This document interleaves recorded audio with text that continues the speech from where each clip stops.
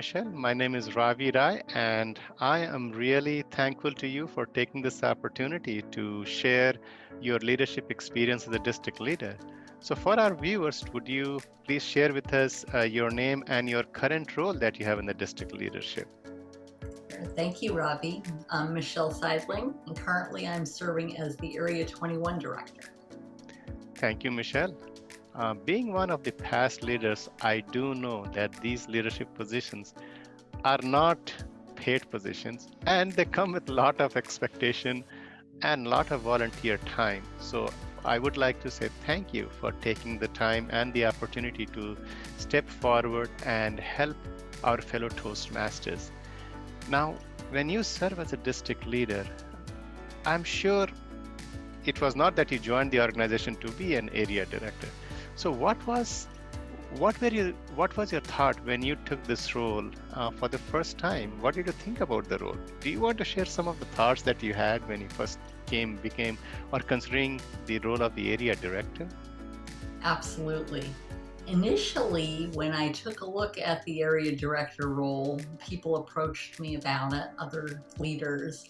I initially thought it was going to be too overwhelming. If you look at, there's the list of responsibilities, for example. You look through that and you think, oh my goodness, that's going to take a lot of time. I'm going to be busy with Toastmasters every minute. What am I going to do? But as you get into the role, or as you even just looking at the list to begin with, you think, okay, well, this looks doable, that looks doable. It's not as ominous as you think it is initially.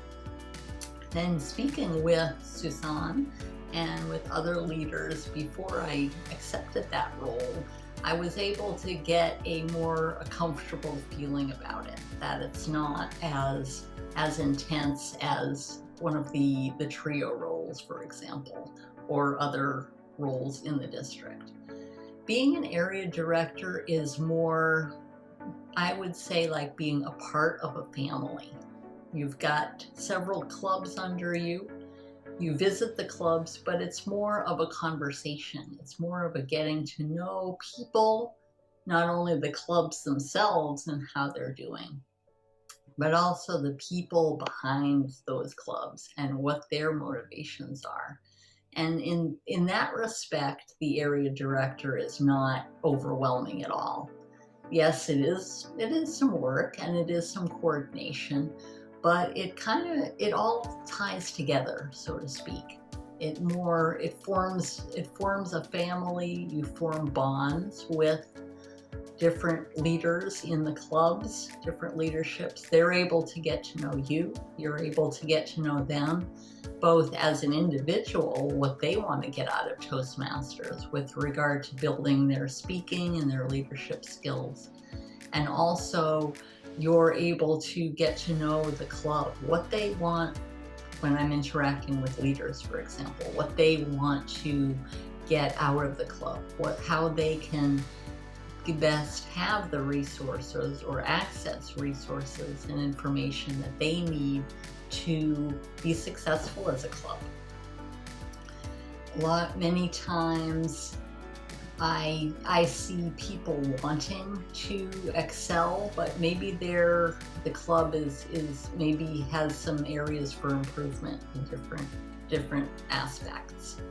But being able to be, as an area director, being able to be the facilitator, being able to be the helper of that club, to really help them to be the best that they can, both individually and as a club, it's huge.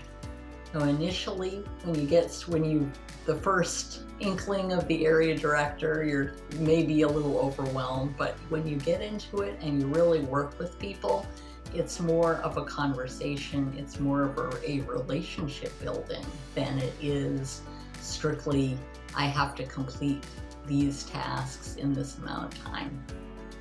Wonderful. I always get a very positive vibe when you talk about your role, especially about the positive experiences you are having with the club, which is more like with the clubs in your area, which is more like an extended family. So I love to always hear that. Reminds me of my own days when I was area director many years ago, how it became so special. It seems I have never really forgotten those special moments the first time I stepped into leadership. But I'm sure you have had a lot of positive experiences, some of which you already shared. But are there stories, or there is one or two positive experience that really stands out, if you can recall them? Yes, one or two come to mind. During my visits, as an area director, I formally visit the club twice a year, but I also do some informal visits as well as other conversations. In that, I felt, especially one or two clubs come to mind specifically. I won't mention the clubs, but just to relate that experience of helping them, well, first understanding what they want out of the club, what they need, what their club needs, where their strengths are, where their areas for improvement are, and understanding how I can help. It's more, as an area director, I'm not the, okay, you got this right and you got this wrong. It's not that type of role. It's more of as we spoke a few minutes ago, it's more of a bonding and a relationship building. One club in particular, they are struggling a little bit with membership, but they want to improve. Initially, several months ago, for example, in our area, in the Twin Cities area here, we've got a lot of colleges and universities. Initially, in an in-person environment, they were able to access people through there a lot. With our virtual environment currently, that poses a little bit of a challenge, and it has posed a little bit of a challenge to their membership.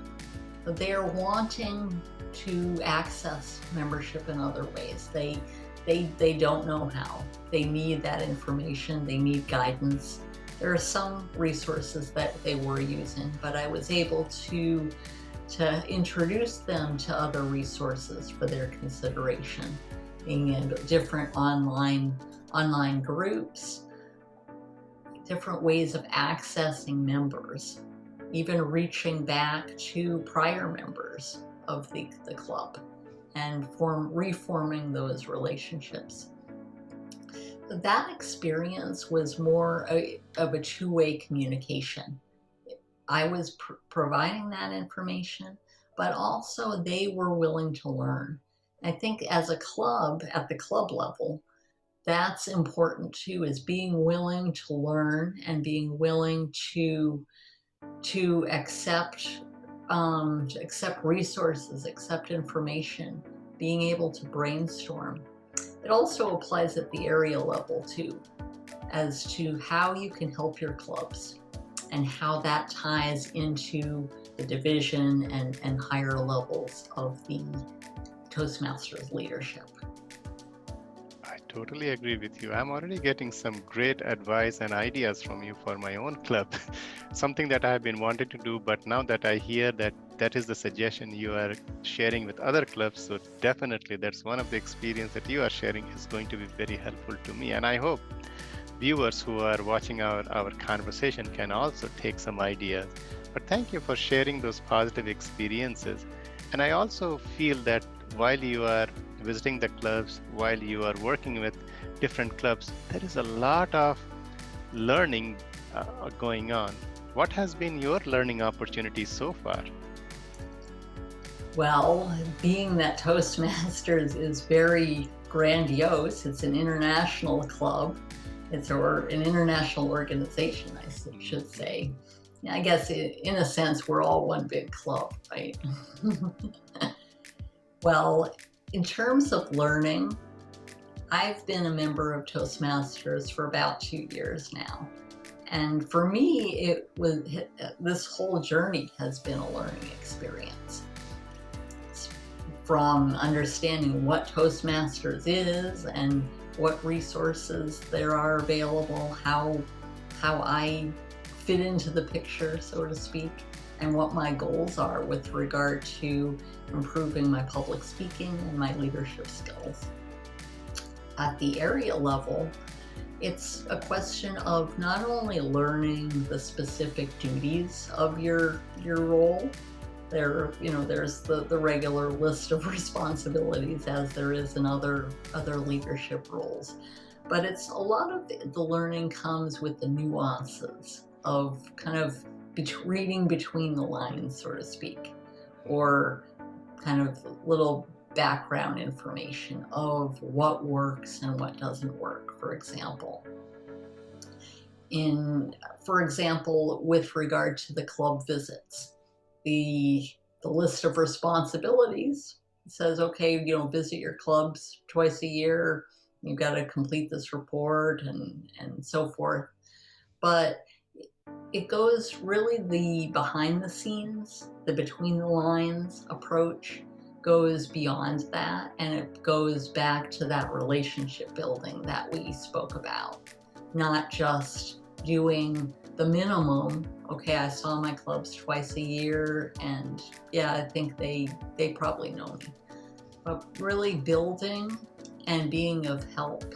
So it involves many different things. It involves, additional meetings with the club leadership, for example, or, quick phone calls to talk about different situations.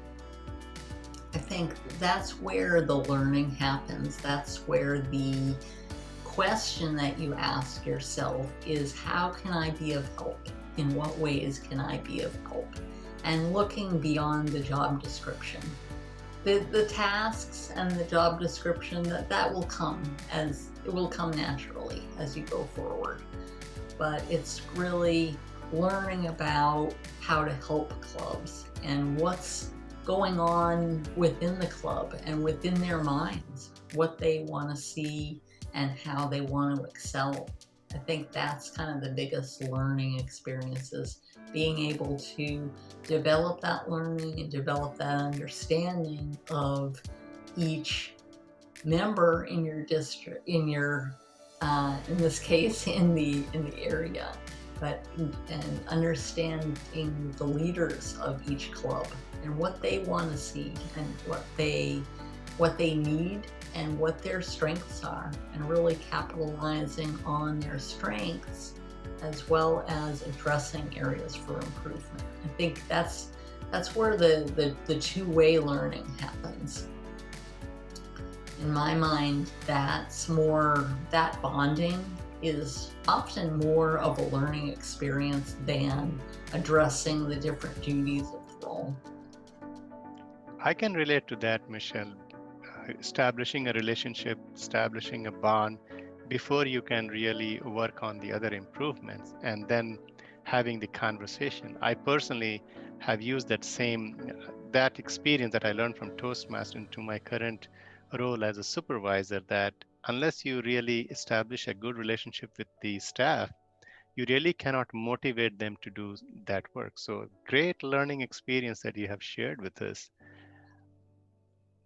I know you quite well because we are from the same club, but it seems that every leader in Toastmasters has a positive, and there is a message that we want to hear from them.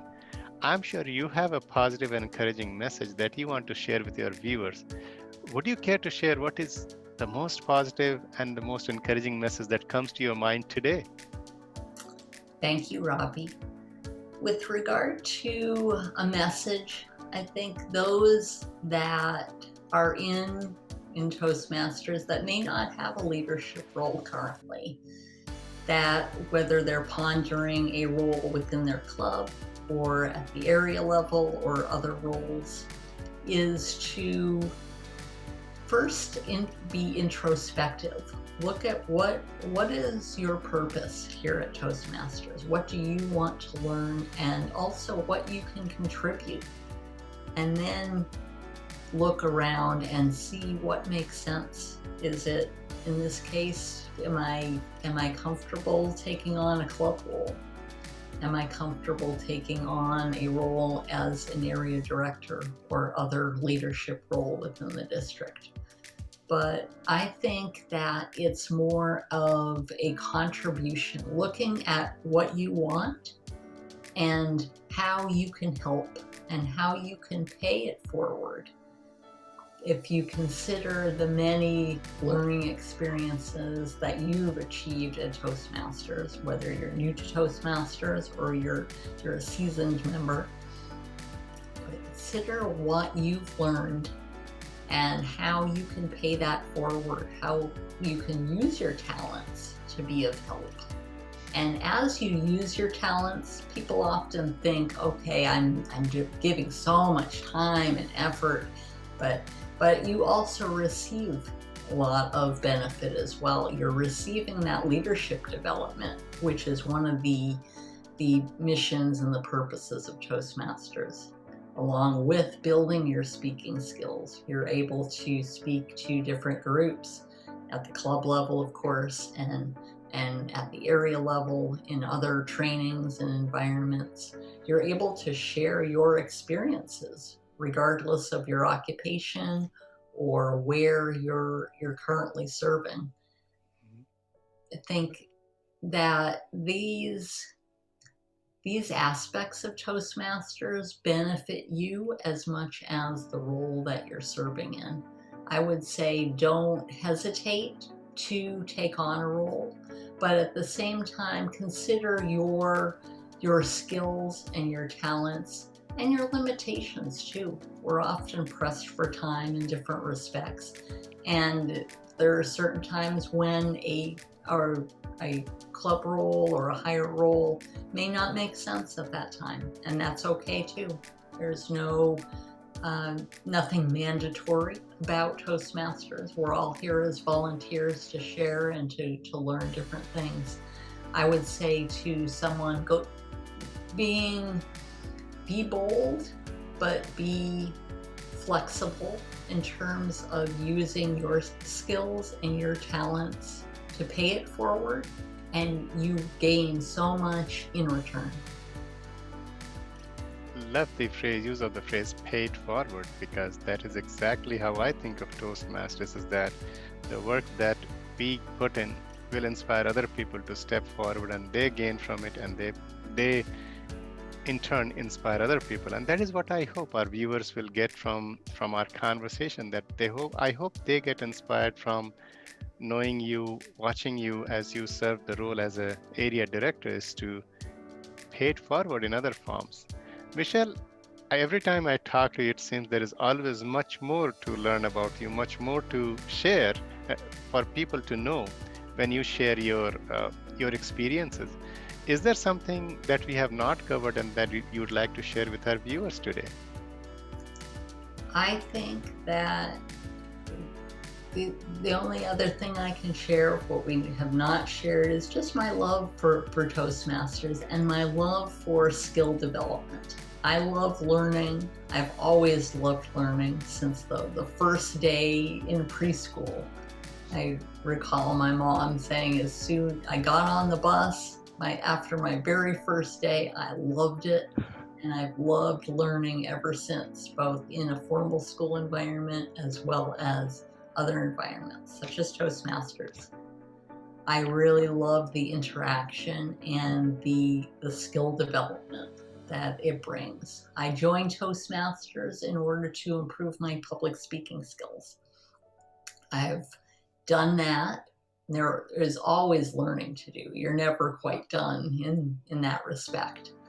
But it's also, for me, a relationship development situation and a networking situation as well. I've gotten to know you, of course, and so many other people within Toastmasters. And it goes beyond the Toastmasters experience as well. Yes, we serve in our different roles and we interact, but even beyond that, in terms of networking, in terms of connections, in terms of future opportunities, that it really goes beyond that. So I love Toastmasters. I've loved it since the day I first came to the meeting a couple of years back, and I look forward to gaining more skills as well as being of help and paying it forward.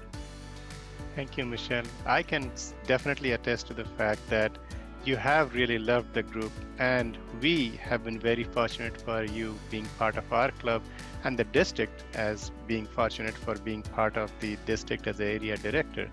I know this is something not many people know, but thank you for your time because it requires a lot of time to serve the club, serve fellow Toastmasters. So I do appreciate all the time and efforts that you put into Toastmasters.